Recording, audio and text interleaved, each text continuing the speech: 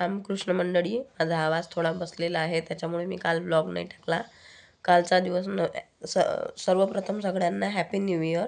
सगळ्यांचे हे वर्ष जे आहे ते सुखाचे समृद्धीचे जावो. पण पहिल्याच दिवशी माझीच तब्येत खराब झाली, माझाच आवाज बसला, त्याच्यामुळे मी काही ब्लॉग टाकू शकली नाही. पण कालचा दिवस म्हणजे वर्षाचा पहिला दिवस हा खूप सुंदर गेला. पूर्ण कंटिन्यू मी बिझी होती आणि कंटिन्यू आमचं फक्त पारायणाच्या संदर्भातच कार्यक्रम संपले. काल आमच्या घराजवळ पण कार्यक्रम होता पारायणाचा समाप्तीचा, त्याच्यामध्ये पण आम्ही एन्जॉय केला. त्याच्यामध्ये आम्ही झुणका भाकर आणि मसाले भात आणि भाकरी बनवल्या. भाकरी आम्हीच बनवल्या होत्या.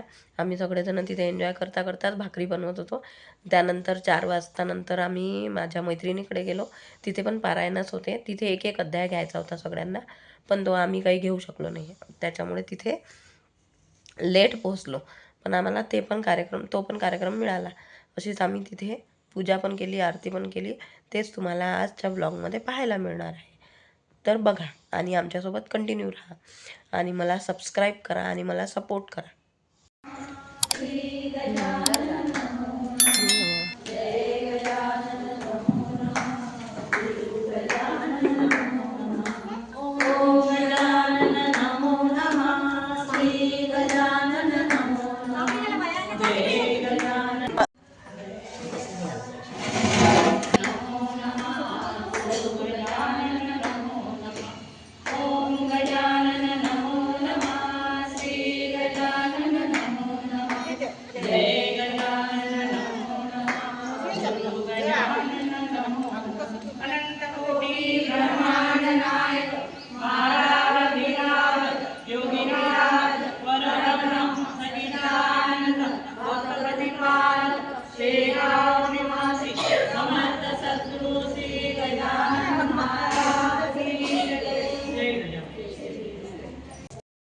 हे बघा, आम्ही भाकरीचं पीठ भिजवलं.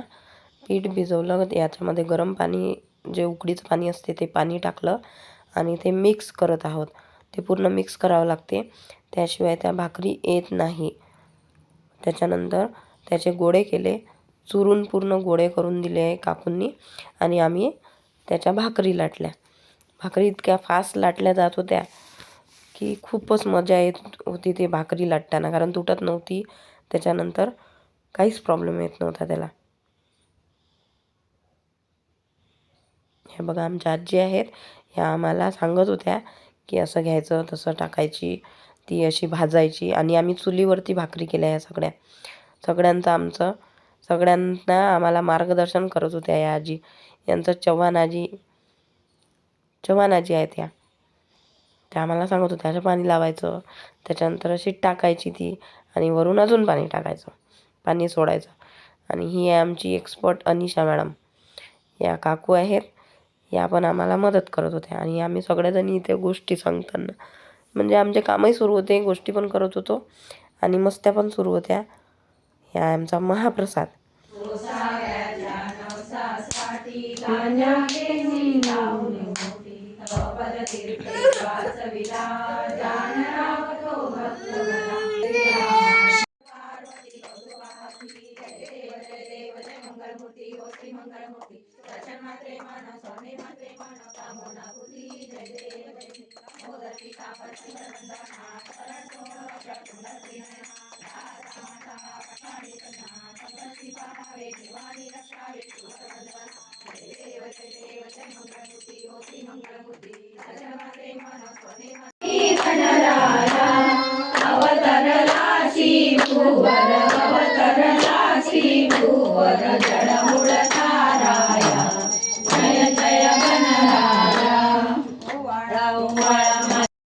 हा आहे दुसरा माझ्या मैत्रिणीकडचा प्रसाद.